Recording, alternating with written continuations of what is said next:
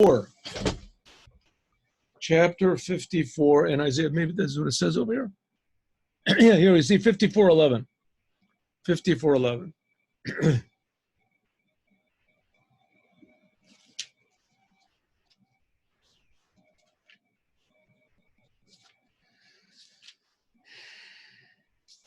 Like God is comforting the Jewish people. And he says,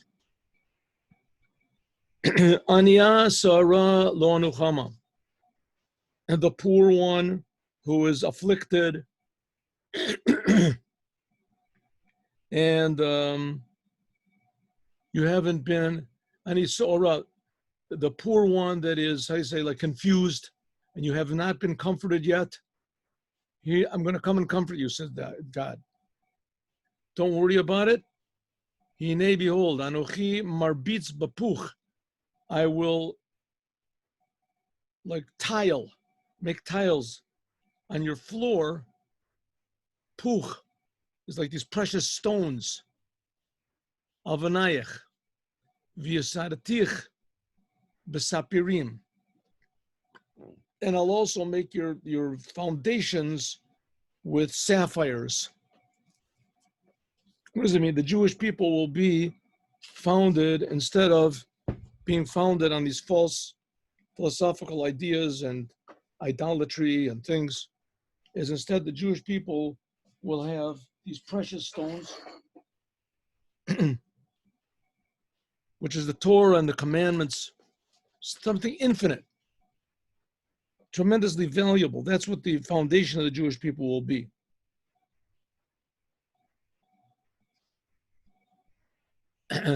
Besamti kadkod, I will put another type of precious stone, shimshotayach, as your windows, visharayach, and your gates, avne agdach, another type of precious stones. In other words, what's he saying?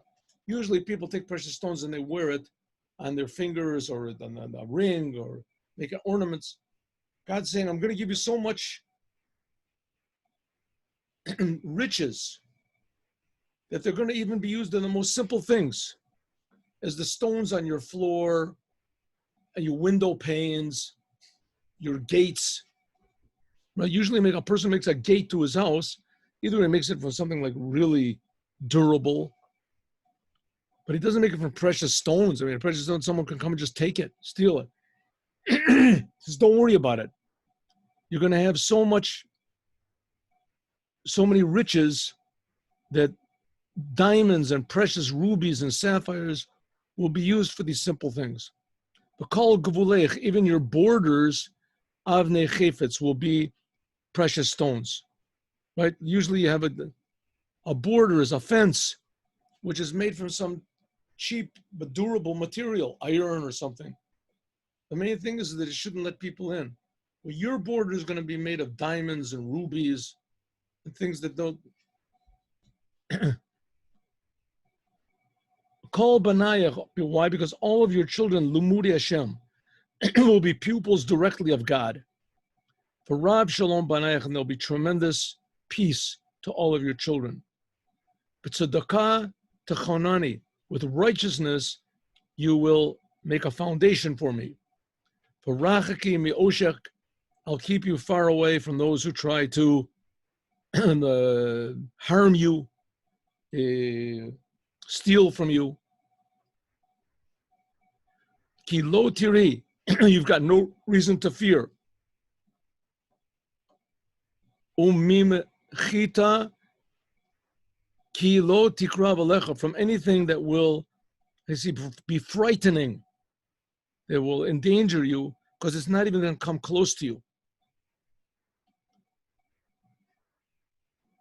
Hein gur yagur efes meoti. Jeremiah has this very flowery language that he uses. It could be that people will gather together against you.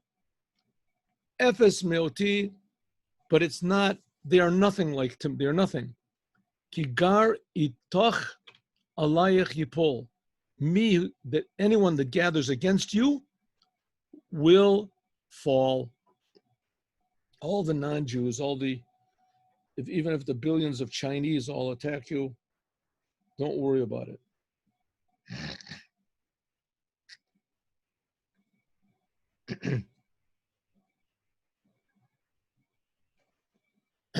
Hein, behold, Anochi barati cherish, I have created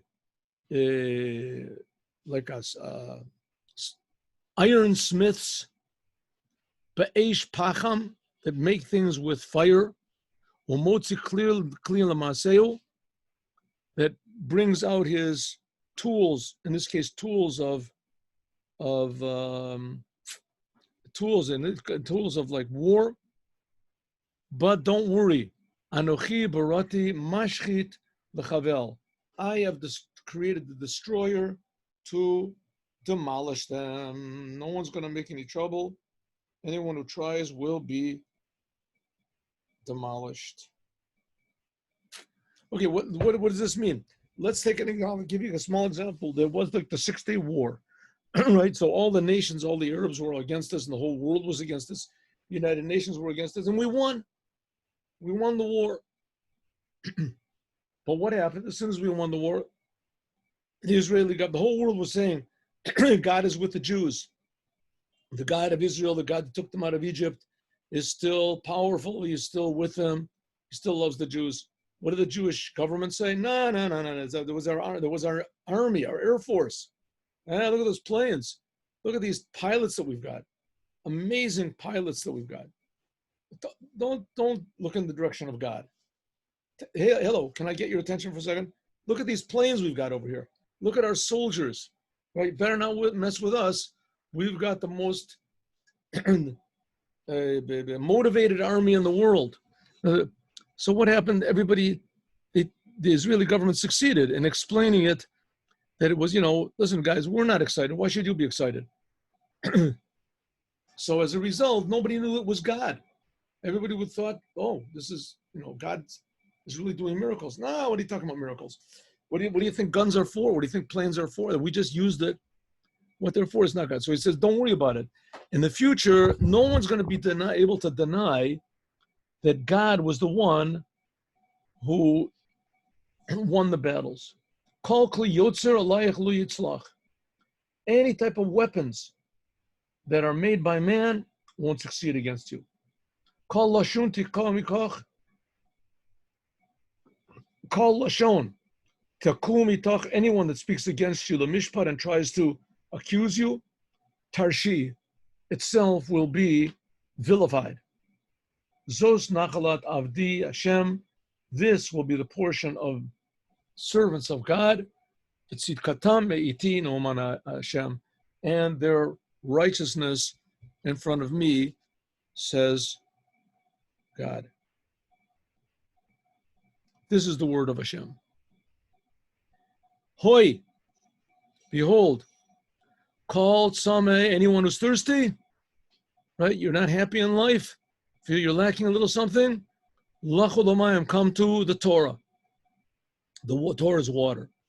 Asher ein lo kesef, person that hasn't got money, lachu shivru va'echlu. Don't worry about it. Go buy and eat. Torah, wisdom. Va'achlu lechem shivru below kesef, u'below machir yayin v'chalav. I'll give you wine and milk. Wine is the secrets of the Torah, and milk also the ideas of the Torah.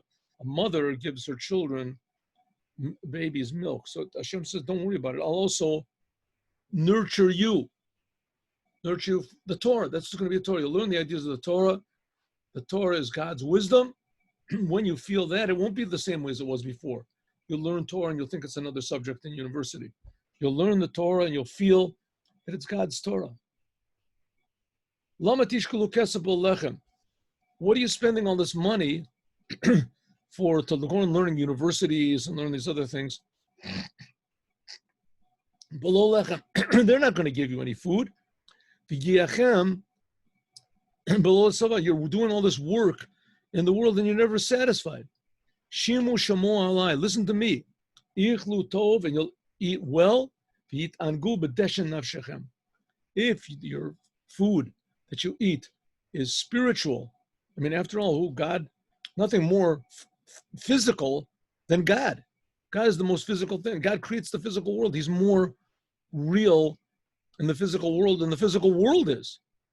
So Hashem says, connect yourself to me and don't worry about it. Then your food will really satisfy you. You'll have a satisfying life. The Torah will satisfy you more than a steak. Hatu aznachem, incline your ears, ulechu alai, and come to me. Go to me. Shimu, listen, v'techi nafshechem, and your soul will become alive. V'achaltem lachem, and v'achalta. Just 1 second.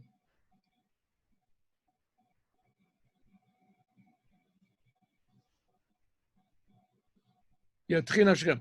V'achaltem lachem brit olam, and I will give you a eternal covenant with you. The eternal covenant, which eternal covenant? Eternal covenant, Brit Olam, Chesdei David Hane'amanim, the kindness and the promises and the love that I had from King David, which are, who is King David? The Mashiach. It says Mashiach is going to come and he will reveal how much I love you, Jewish people. And that love is going to enliven you and make you young and feel that the whole world is very meaningful to you. Hein eid le'umim, you will be a witness to the people that I have put you. Nagid u'matzaveh le'umim, a ruler and a consultor for the people. Is he translated here? 1 second. A prince and a commander. Prince and a commander for the people. Nagid u'matzaveh le'umim. So God is saying to the Jewish people, listen, don't worry about it. You're going to have, the temple is going to be destroyed, right? And you're going to be in Gullus. Here, Yeshaya is prophesizing also the destruction of the second temple. And ostensibly was talking in Iraq about the first temple. But he's saying, don't worry about it. You're going to go in exile. Whenever you go in exile, it's only temporary. It's only going to be temporary. It doesn't make it if it's the 70 years between the first temple and the second temple, or it's the almost 2,000 years between the second temple and the third temple. However it's going to be, it's all going to be temporary. And it depends to a very great degree on you realizing who is the king of the world and learning his Torah. Hein goy tikra lo teda, a nation that you don't even know, tikra will present itself. Goy lo yaducha alecha yerutza, and the nations that you've never heard of will run to you. Laman Hashem Elokeinu, for the sake of God, u'lekadosh Yisrael, and for the holiness of the Jewish people, ki pe'erach, that God has glorified. So what's he saying? Whether you like it or not, Jewish people, you are the pride of Hashem. And you are the only proof that Hashem exists. And you are the only indication that people can't do what they want. They have to do what their creator wants them to do. That's your job, Jewish people. And eventually, for sure, without any doubt, it's going to happen. And then the world will be put in place. Instead of everybody running around for diamonds and rubies will just be like on your floors and on your windows, things like that. And the real valuable thing will be learning the Torah. The really precious thing will be connecting to Hashem.